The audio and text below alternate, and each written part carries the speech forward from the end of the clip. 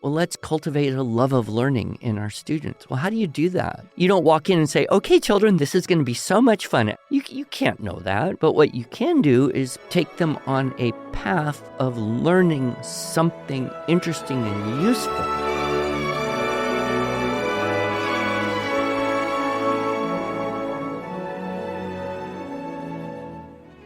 Hello, and welcome to the Arts of Language podcast with Andrew Pudewa, founder of the Institute for Excellence in Writing, or as many like to say, IEW. My name is Julie Walker, and I'm honored to serve Andrew and IEW as the Chief Marketing Officer. Our goal is to equip teachers and teaching parents with methods and materials which will aid them in training their students to become confident and competent communicators and thinkers.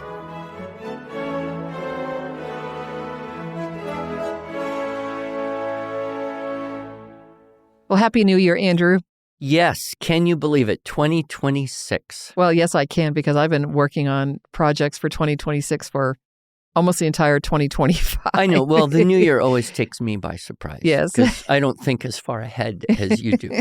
But it is the new year. It is. And Andrew, I know that you're not a fan of football, but I think you know who Vince Lombardi is. Do you? I have heard the story. Okay. He was UCLA? Green Bay Packers. Oh, Green Bay Packers. In the 60s. Oh, it was Woodward was the UCLA basketball coach. Right. And I think there's a similar story here. Go ahead. It's true. And so it is football season. So that's why I bring up Vince Lombardi. And of course, if you win the Super Bowl, you win the Lombardi Trophy. Oh, okay. So he's a big name. But he has never had a losing season, which is really remarkable. That is right? really remarkable. So this is the story. At the beginning of every football season, he's talking to the pros, the Green Bay Packers or whatever team he coached. He was not coaching Pop Warner football. He was coaching the pros, the guys that knew how to play the game. Heisman Trophy winners from their college days. Exactly. Yeah. Mm-hmm. And he says, gentlemen, this is a football. Mm. And every year he really drilled the basics. Yeah. Even though these men obviously knew the basics because, well, then he led them on to yet another winning season. Well, that similar story with the coach of UCLA, he would, at the beginning of every season, I think it's basketball, teach everyone how to put on their socks. Yes. Because you get your socks wrong, you're going to get blisters. You get blisters, you're not going to play well, right. et cetera. So let's start at the very beginning. Right, right. And of course, this is kicking off our theme. We've been doing this idea of a theme every year because we just have so much to talk about. Let's at least try to categorize this a little bit, right? Division. Focus is always good. Focus is always good, right? And so the theme for this year is back to basics. Well, and that's a big focus. I mean, you could go anywhere with that, but. Well, and I jotted down a few things that we could talk about today. But the nice thing about this being the theme for the year is we can talk about this all year long. We probably will. Yes. So our 2026 Magalog, as is our common practice, although it takes a little bit more cajoling from me to you trying to get your article. What do you mean? I got this in on time and ahead of time. Sure, absolutely, boss. So the article is called Back to Basics, and you lead with a nice attention getter where you're telling a story about someone on social media who posted something. Can you share a little bit about that? Well, you just read it. All right. I'll just read that first opening sentences. I recently watched a social media video post from a teacher, and it stung me, so I transcribed it for you here verbatim. New pedagogical idea. Stop teaching kids to add. Seriously, AI handles all the arithmetic and perfect grammar instantly. We need to focus on what humans do best. We taught everyone to drive, not to shoe a horse. AI is the new car. The kids aren't wrong. Our curriculum is simply ancient. And this goes on. And you commented, is this satire? And he wrote, no, I'm a real teacher and these are my views. Yeah. So, I don't think every teacher would hold that position. Right. And I know some teachers personally who would hold the opposite position. But it is, I think, important to be aware of the edges of how people are thinking and to consider seriously what are some of the implications of this. And the other thing I thought is I would sure love to know how to shoe a horse, Yeah. right? I mean, that requires infinite more skill Sure. than driving a car, Right. right? Exactly. I mean, anybody can learn to drive a car, but shoeing a horse? Yeah, to put a ton of muscle on your knee so you can drive nails into its foot. No, thank you. Well, no, I would, but, I just thought that was an interesting kind of fallacy in his thinking there, Yep. which is you didn't learn to shoe a horse so you could ride a horse. The way you drive a car so you can drive a car, shoeing a horse would be a skill, a significantly valuable skill, and still is today, even though very few people ride horses anywhere. Right. Exactly. Yeah. Exactly.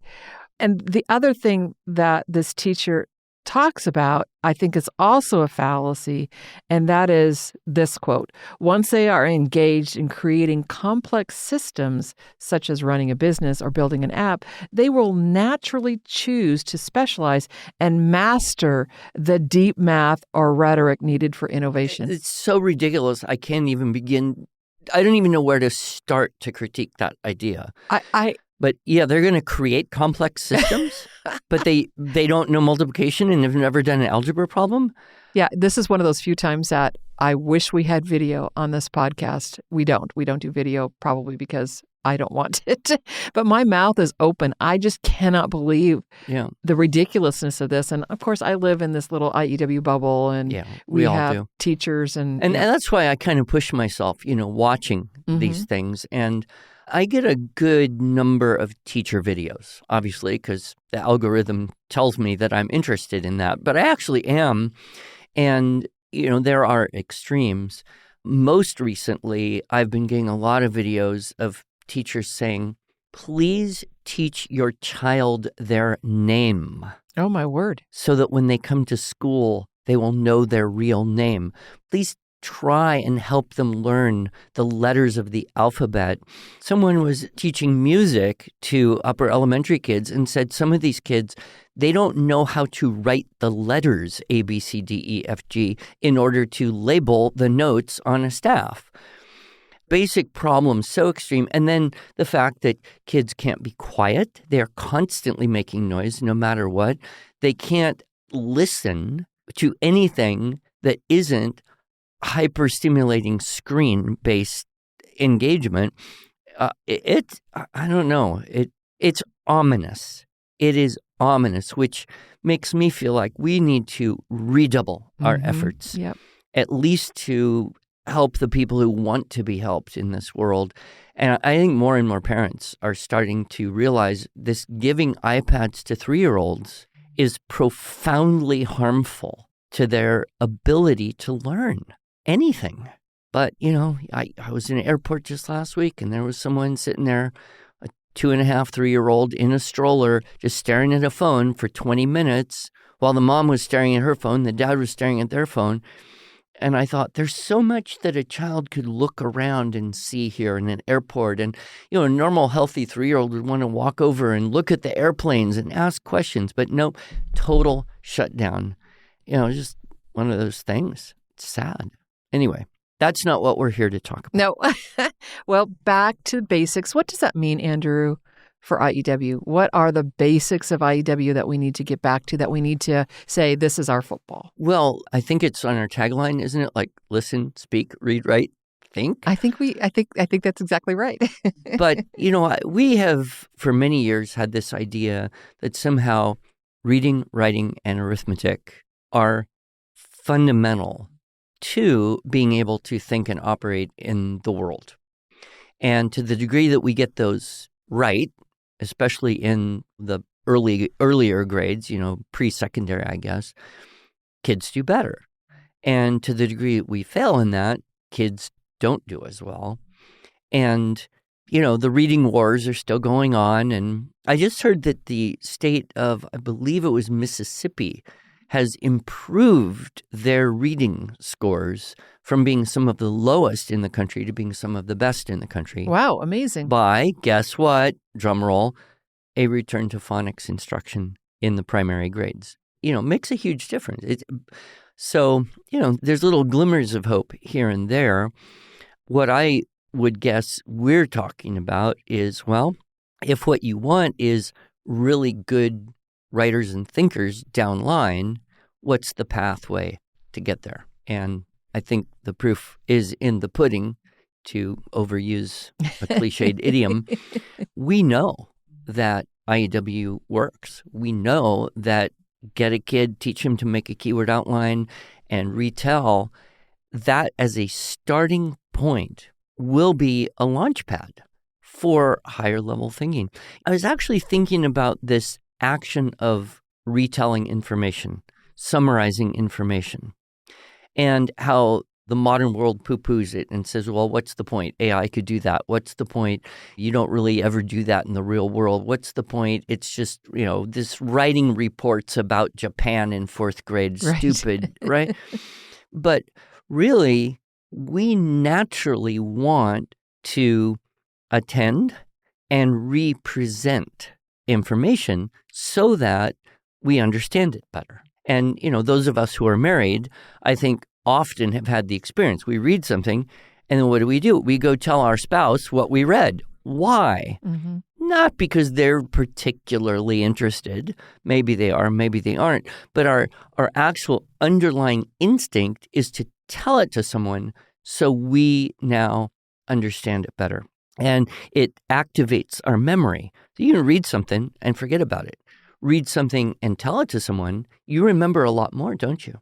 Read something and rewrite it, you will remember even more. So it's cultivating attentiveness, it's cultivating memory, it's cultivating a skill of being able to articulate in hopefully complete sentences or close to it, ideas. Yes. And without those basic things, how do we even function as a civilization? Yep. I remember you saying this, and you say this in the teacher training course, Teaching Writing Structure and Style, which of course is our basic course, that every teacher, every parent should watch multiple times. I know I have, and I always get something new out of it. But you tell a story about a teacher who says to you, when are we going to get to real writing? As if what you just shared doesn't actually cultivate the skills needed to be able to do, quote, real writing. Well, and we've had many conversations about vocabulary, and we're seeing the incredible shrinking vocabulary of the average adult American today. Right.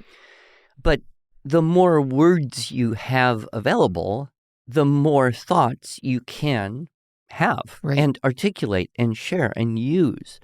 And I saw a little video basically condemning sophisticated vocabulary. Like, if you want to be clear, just use short, simple, easy 1-2 syllable words of Germanic origin. Don't use all those words of Latin and Greek of multiple syllables because you don't need them. Well, but words have nuances. Mm-hmm. Words have history. Words have origins. Words have underlying meanings.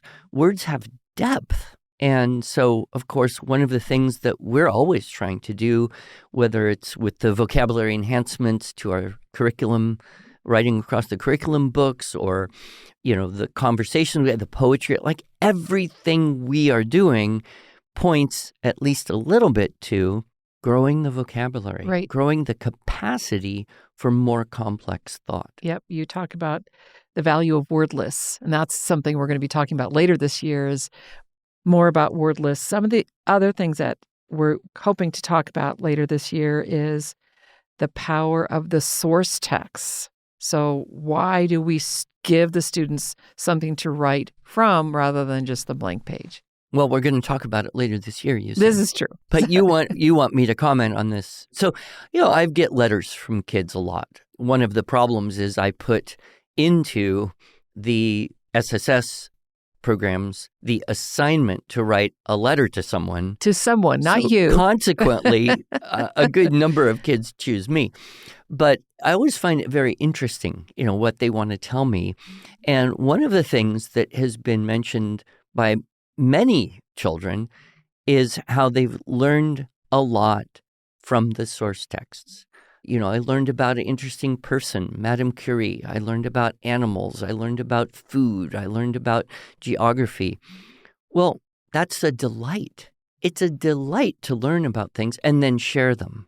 And I think we would do so much better if we understood that by nature, children desire, all of us, by nature, humans desire to know. Mm-hmm. And when we learn things and we learn them well, we learn them enough that we can communicate them to other people.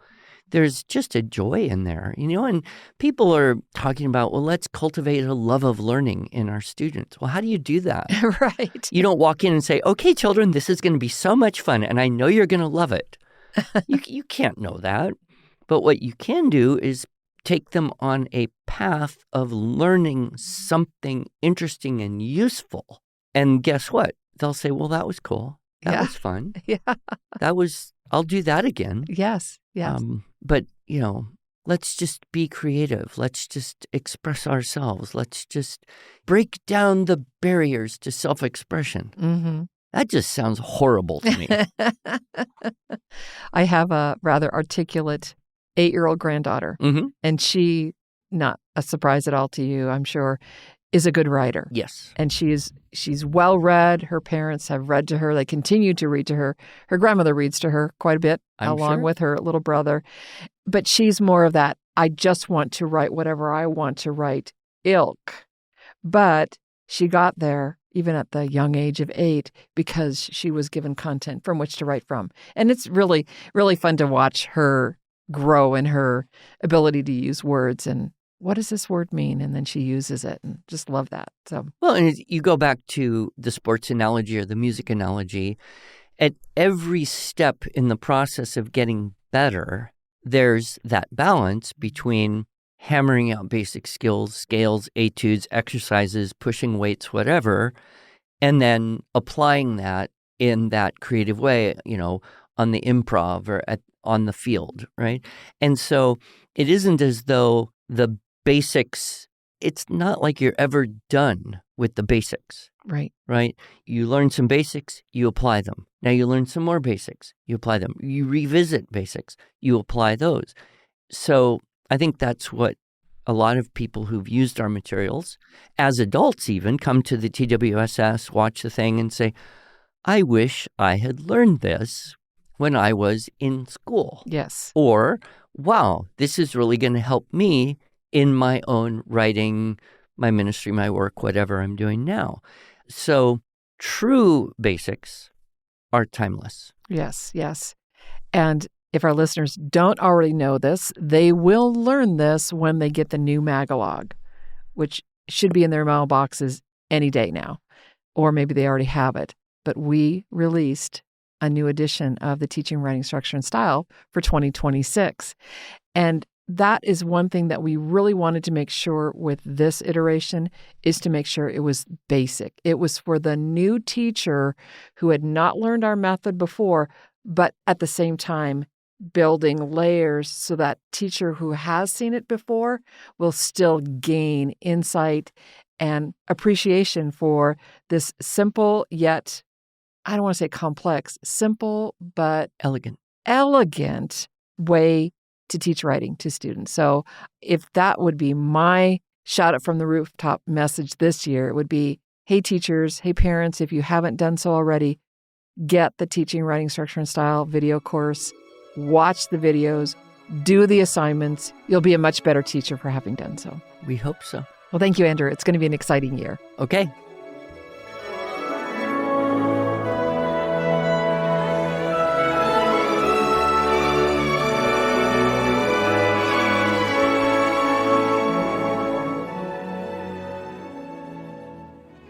Thanks so much for joining us. If you enjoyed this episode and want to hear more, please subscribe to our podcast in iTunes, Stitcher, or Spotify, or just visit us each week at iew.com/podcasts. Here you can also find show notes and relevant links from today's broadcast. One last thing, would you mind going to iTunes to rate and review our podcast? This really helps other smart, caring listeners like you find us. Thanks so much.